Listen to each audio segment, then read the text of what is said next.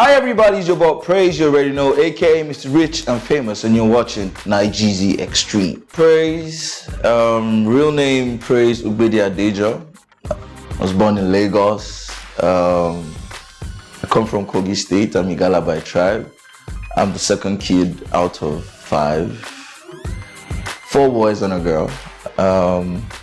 My parents are clergy. Both parents are clergy, and I studied computer science at the Kaduna Polytechnic. Growing up for me was very interesting, I must say, because I was born in Lagos, and I lived part of my life in Lagos, well before now. Then my dad was transferred to Kaduna, so I lived part of my life in Lagos, then moved to Kaduna. Life in both places were totally different. The lifestyle, the way people live, and it was an interesting time for me growing up. Music for me started, I would say, in church, because I used to play drums in church, in my dad's church, and I never thought I was going to do music professionally. I thought I was going to be a soccer player. So this is how it started for me, aside church. Before I go into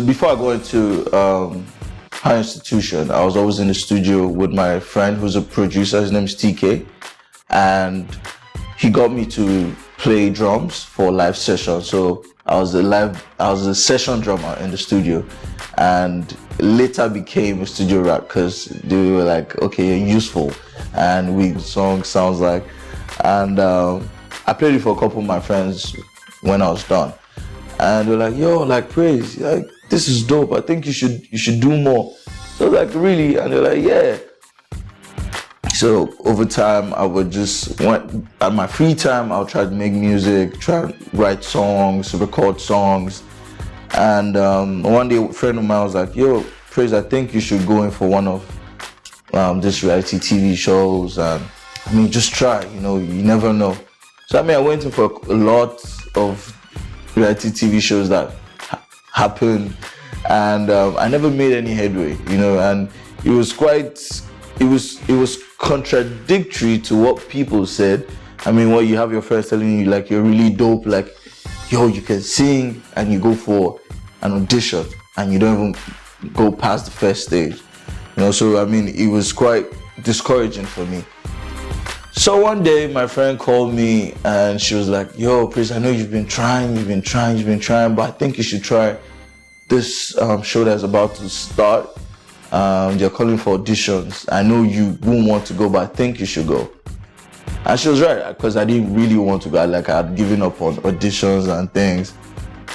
So I think a day before the closing day of registration, she called me. She was like, I know you haven't registered, but please, this one time, just do it for me. So I reluctantly applied for MTN Project Fame, and I left Kaduna to Abuja to audition.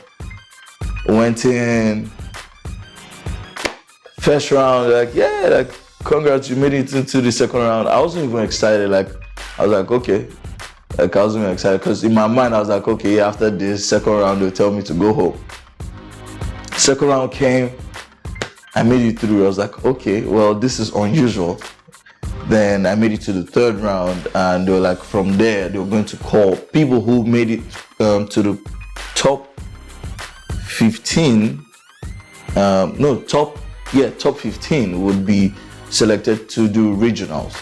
So, time went by, I think a month, and so I got a call from the telecom company, and I made it to Lagos regionals, came, auditioned, and guess what? Kwame was was one of the judges, and they asked me to sing a song, and I sang "Buy Me Love" by Blackstreet, and they're like, okay, Kwame said sing another song, so I sang "If There's Any Justice in the World" by Lamar. And for like 2 minutes, when I was done, everyone kept quiet. I was already afraid. I was like, yo, so this is how I'm going home, And Kwame just said, yes. Like he said, yeah, I heard yes, but I didn't understand. Like, and he was like, you didn't hear me? I was like, sorry. I said, yes, you made it to the house. I'm like, whoa. So I mean, for me, that was the beginning of my musical journey on a mainstream level.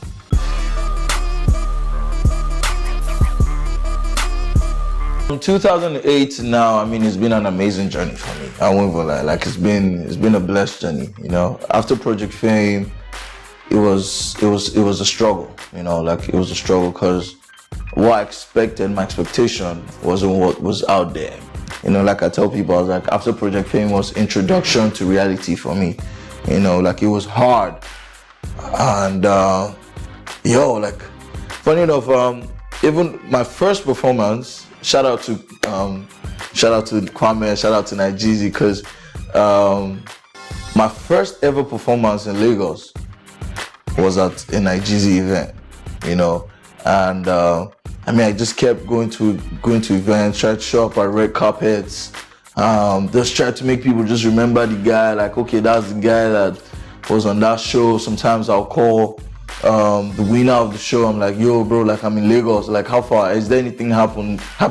So I'll just tag along. So I mean, when they see him, they're like, okay, yeah, this is the guy that took third, you know, like to just make people just basically just be in the faces of people, you know. And I kept grinding, I kept pushing, I kept believing in what I knew I could do, in what my sound was. And I recorded a song with MI, recorded Epic, and that was a new phase into my musical journey, because I mean, people were like, yo, who's this guy MI did a song with? And people were like, Praiz. So now people were able to remember it was that dude who was on the reality TV show. And I mean, it gave me a little light, an important light, to be honest, you know. And people were like, okay, we know this guy's dope. Fast forward, I got signed to a label, Extreme Music, and I mean, I've been doing my grind and won awards. I've traveled far and wide, gotten endorsements, and I mean, I'm just living the life that I never thought I was going to live. You know, like how I describe myself. Praiz sound is R&B, soul and R&B. I'm a versatile artist for sure, but Praiz is R&B. Yeah. So if I decide to sing on a beat to sing on a high life beat or sing on a pop beat, you will always have, the foundation will always be R&B. But firstly, Praiz is R&B.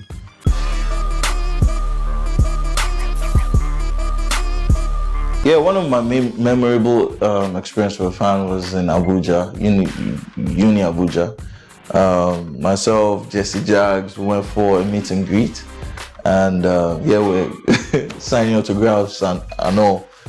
Then someone came. I mean, I've been signing on books, papers, you know, like shirts. And someone came and was like, yo, like, I really want your autograph because I really love you.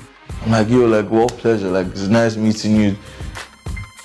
And she was like, I don't want it on a book. I don't want it on a shirt. I want it on my body.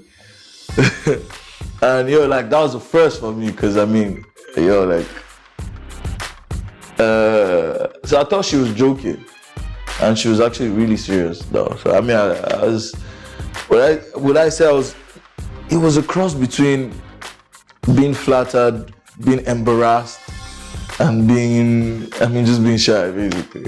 Yeah. It's very important for an artist or musician to know how to write songs, you know.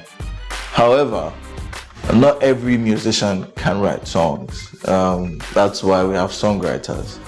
And sometimes, you know, as a musician, you don't really need to write the song you sing, because you might write a good song, but even you who's writing the song might not even interpret the song in a proper way than someone else, you know. Like there are a couple of hit songs, like there's the song Missing You by Case. It's one of my favorite R&B songs of all time. It was written by Joe, you know.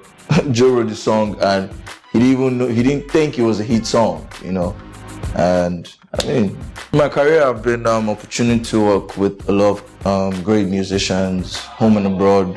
To name a few: Kenny Lattimore, Obi Praiz, Diana King, Wizkid, Pat Rankin, Sarkodie. And yeah, I mean, I'm still looking forward to working with more acts. I look forward to working with Two-Face. We were supposed to record one time, but I mean, it didn't just happen. But I look forward to making good music with Two-Face.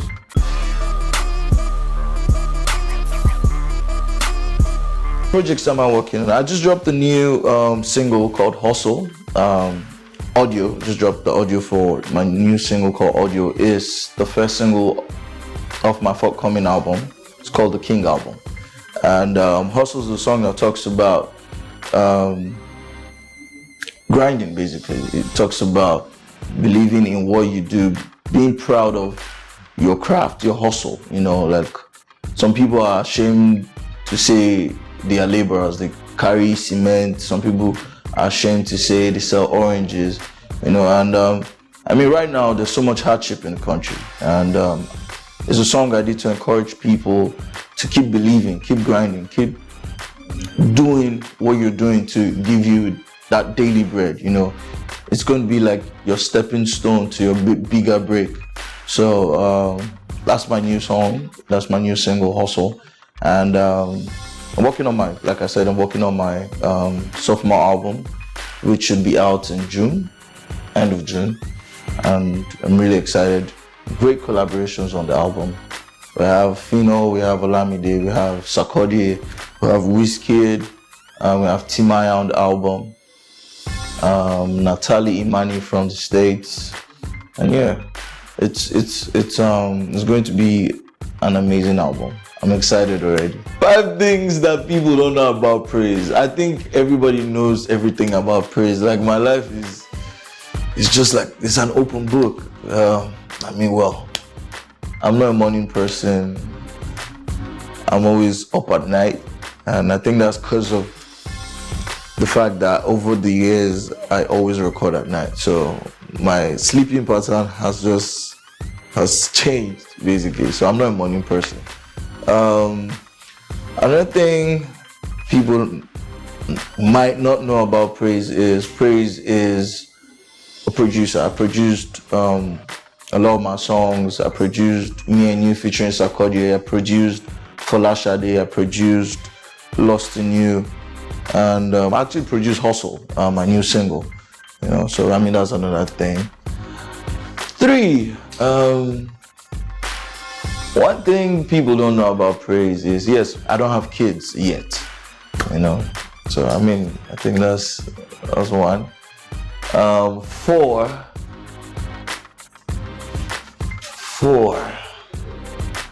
The 4th thing people don't know about Praiz is that he likes girls, but he's not a womanizer. Did someone just cough? 5. One thing that people don't know about Praiz is, in as much as Praiz is a homebody, he loves to party. So yeah, I mean, that's 5 things. Actually, that's 10. 5 things that you never knew.